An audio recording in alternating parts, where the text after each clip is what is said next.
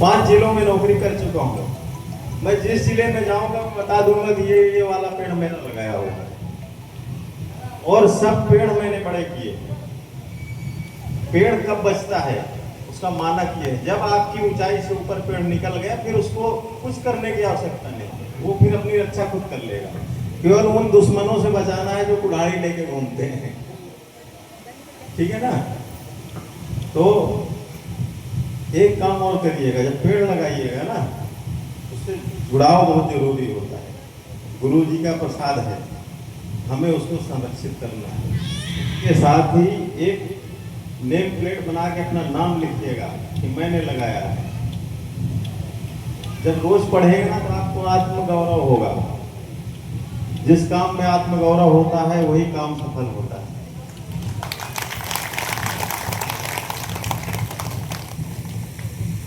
जो एक बहुत चिंता का विषय है, आजकल गांव में हर माताओं बहनों बूढ़े लोगों को जोड़ों की दिक्कत बहुत हो रही है, गांठें दर्द कर रही हैं, हड्डियों की प्रॉब्लम हो रही है। आज से 30-35 साल पहले इतनी गंभीर समस्या नहीं थी। जानते हैं क्यों हो रहा है? जितना ये केमिकल फर्टिलाइजर यूरिया डीएपी खेत में डाल रहे हैं ना, 30 साल में हुआ क्या, वो सब हमारे पीने के पानी में पहुंच चुका है। वही पानी हम पी रहे हैं, वही धीरे धीरे शरीर को जहर के रूप में कमजोर करता जा रहा है। अभी तो ये शुरुआत है, आने वाले 20 साल में देखिएगा शरीर का कोई अंग ऐसा नहीं बचेगा जो बीमारी से ग्रस्त ना हो, अकाल मौत होगी। अभी तो आदमी 60-70 साल चल जाता है ना, ये उम्र और घटने वाली है। ऐसे ही अगर हम इस केमिकल फर्टिलाइजर का इस्तेमाल नहीं रोकेंगे तो, और अगर ये रुक सकता है तो सिर्फ महिलाओं के योगदान से, पुरुष नहीं रोक सकते इसको। ये मैं दावा करता हूं, आप लिख लीजिएगा।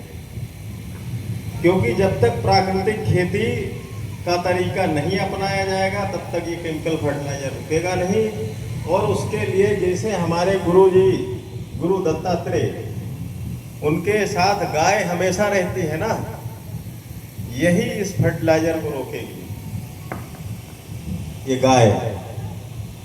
और प्राकृतिक खेती एक ऐसा वरदान है, एक गाय से एक किसान 30 एकड़ की खेती कर सकता है बिना किसी केमिकल फर्टिलाइजर यूरिया डीएपी डाले हुए, और उसके फसल का उत्पादन उतना ही होता रहेगा। अरे केमिकल फर्टिलाइजर आए हुए भी कितना हुआ है, 40-50 साल ही तो हुए, उससे पहले तो नहीं था ना यूरिया डीएपी, तब भी तो इंसान पैदा कर रहा था ना अनाज। हमने क्या किया, बहुत ज्यादा उत्पादन के लालच में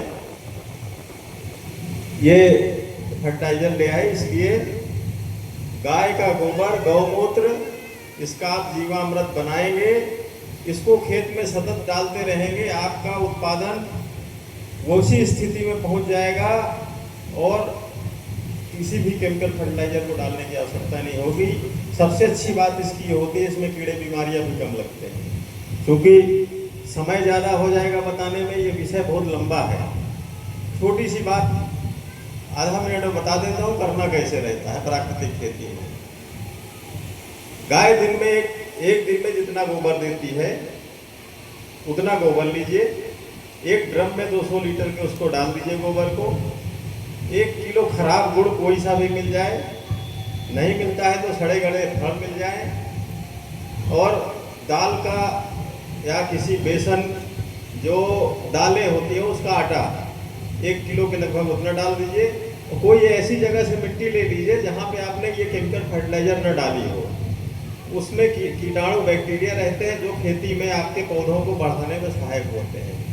वो आधा किलो मिट्टी डाल के, पानी उसको पूरा भर के छाँव में रख के बोरे से ढक दीजिए, उसको हिलाते रहिए। 5 से 6 दिन में वो आपका जीवामृत तैयार हो गया। वो जो आपने आधा किलो मिट्टी में कीड़े डाले थे वो अरबों खरबों की संख्या में बढ़ गए। यही पानी आपको हर सिंचाई में 1 ड्रम 1 एकड़ में डालना है, बस इतना डालते रहिए। जो केचुए हैं, जो आपके मित्र कीट हैं, उनकी संख्या बढ़ना शुरू हो जाएगी। वो प्रकृति से नाइट्रोजन लेंगे, आपके पौधे को यूरिया देंगे, और जो खाद आएगी उसकी